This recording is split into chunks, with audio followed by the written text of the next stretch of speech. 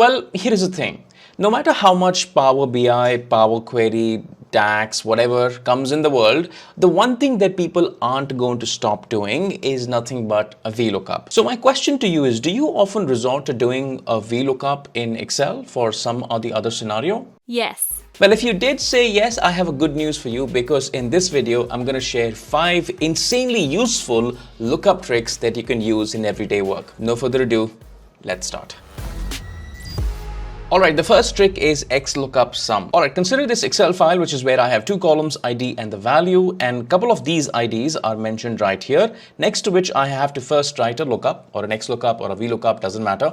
I have to find these values, and eventually I have to sum these values. This is going to be a 2-staged operation if I were to write a XLOOKUP here and then write the sum function here. But guess what? You can just do that in a single formula. Let me show you how. So what I'm going to do is I'm going to go ahead and start to write my XLOOKUP. In the XLOOKUP, rather than actually picking up one particular value, I'm going to pick up all of these values, lock the cells, and then where am I going to search? I'm going to search in this particular array, select the entire array, lock it, and then I'm going to select the return array, which is the corresponding column, which is the value column, select the entire column, lock it.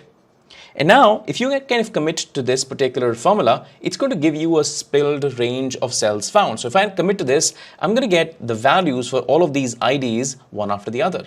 Guess what? Now you can just sum the range. Now I can just go ahead and say something like, hey, why don't you just wrap the sum function around this formula that I have written, close the bracket and press enter, and you now get XLOOKUP and SUM in just one single formula. Trick number 2, lookup on the left using a VLOOKUP. Now, if you take a look at this data, it's the same data. The only thing that has happened is that the ID column is now appearing on the second position and the value column is appearing on the first position. And I have to do the same thing. I have to search for this particular ID in this particular column, but then this time I have to search on the left hand side, which is technically not possible using a VLOOKUP function. And you can obviously use an XLOOKUP for it, but if you were hell-bent that I want to do this using a VLOOKUP, here is how you can do that. Now, I'm going to go ahead and start writing a VLOOKUP, a standard VLOOKUP function. And the first part of the lookup function, the VLOOKUP function, is nothing but the value that you would like to find.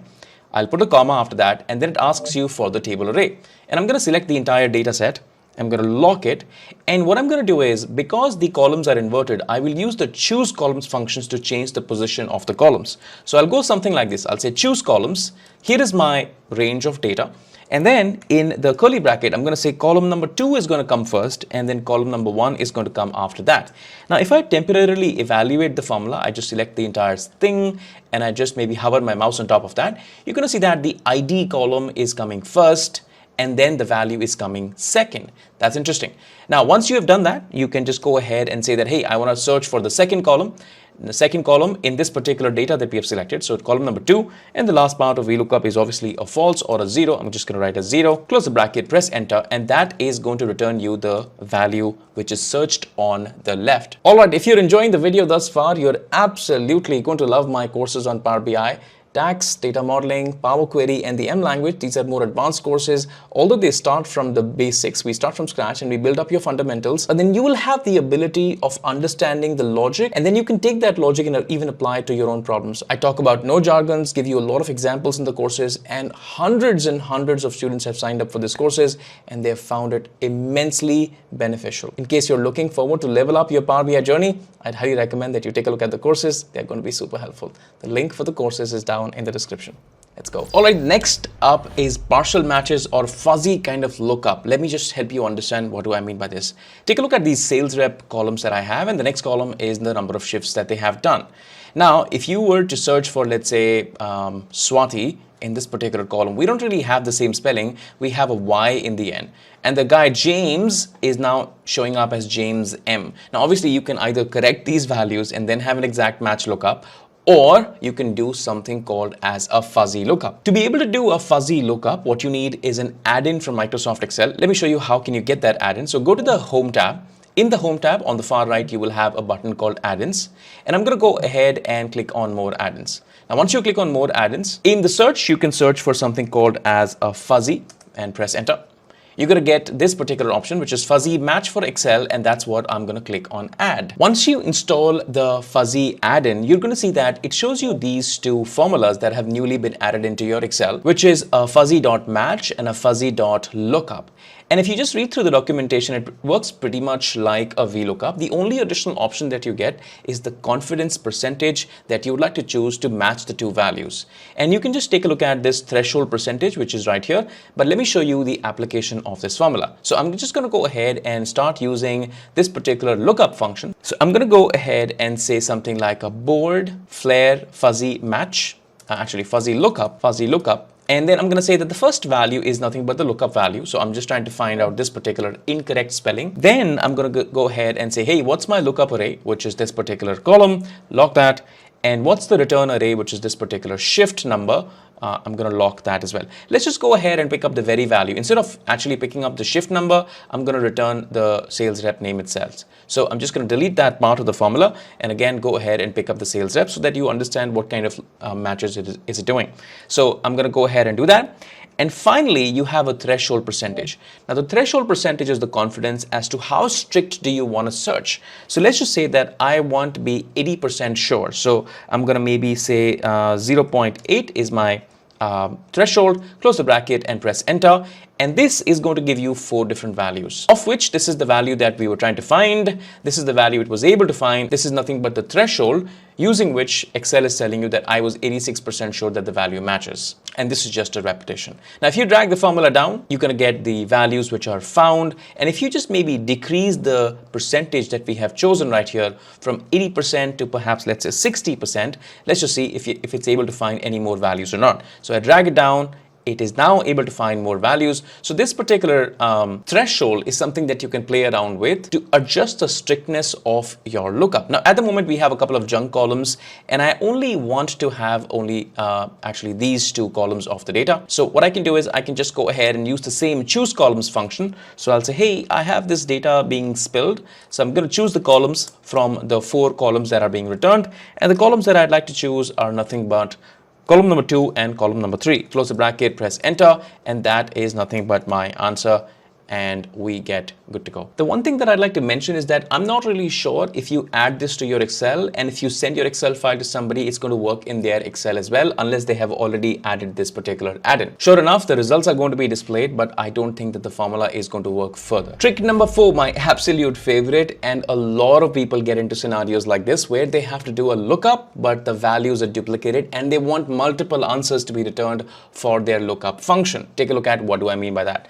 Again, 2 columns, sales representative and the shift, and you can see that obviously the sales rep name is duplicated multiple number of times. So if I happen to search for Varsha, I don't want 1 answer, I actually want 3 answers. So I want shift 5, 5, 4, and if there are any more Varshas out there, I still want to get more answers.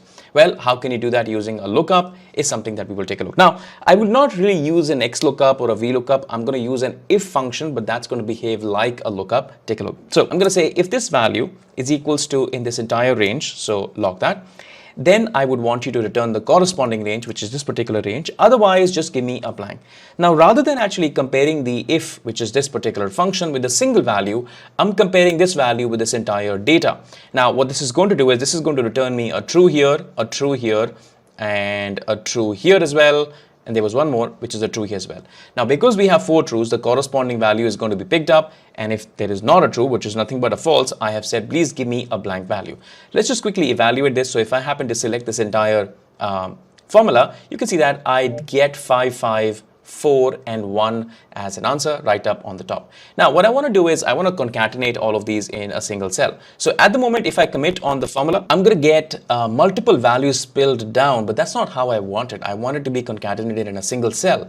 So what do? What I'm going to do is I'm going to go ahead and say something like text join, and please join all of this text, and the delimiter is going to be nothing but a comma. And if I want to have blanks ignored, there are a couple of blanks here, I want to have blanks ignored, I'm going to write a true, so true for that. And then here is the text that I want to concatenate all of that if function. Close the bracket, press enter, and now what we get is all the values concatenated.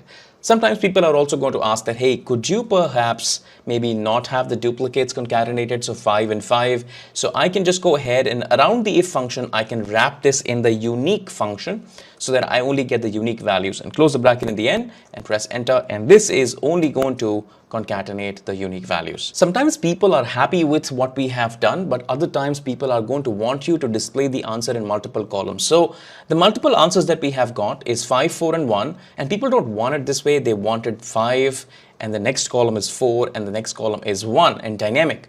So how do we do that? Now, one part of the formula is actually joining the text. Around that, we can actually use a split function to split the text into multiple columns. So I'm going to say text split, and the text split first part is nothing but all the text that you're trying to split. And then I'm going to say that my delimiter is going to be nothing but a comma, which is my column delimiter to split it into multiple columns. Actually, it's a comma and a space.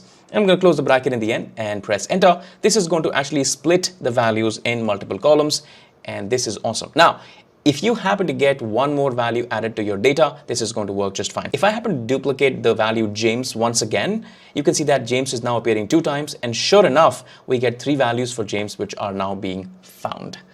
Awesome. All right, the last trick, which is nothing but approximate searches. For this particular problem, I have seen a lot of people writing a multiple nested if formulas or a switch function in Excel, but this is going to be ridiculously simple using an XLOOKUP function. So please take a look. So I've got these again, 2 columns, sales rep and the amount of sales that they have done. And I'd like to bucket the sales in this categories right here. So if the sales is between 0 and 25, I'd like to give a 5% commission, a 7% commission if the sales is between this range, a 10% commission if the sales is between this range. Above 96, the commission is 25%. So how do I do that? Now, what you can do is write something called as an XLOOKUP, not an if function. To be able to initiate the XLOOKUP, what we need is we need the lower bands to be written in a separate column right here. So I can just go ahead and write the lower bands in this column. So I can just say, hey, we start with 0, and then we have the next band as 25, then we have the next band as 71, we have the next band as 96. That's all that you have to do. So we start writing an XLOOKUP function. So I'll say equals to XLOOKUP. The value that I want to find is the corresponding cell, which is this one. Then it asks you, hey, what's the lookup array, which is the new column that we have created. Lock that.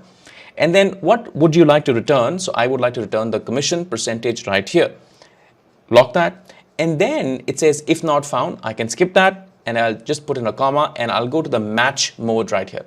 Now, if you take a look at the match mode that I would like to have is nothing but -1, exact match or the next smaller item.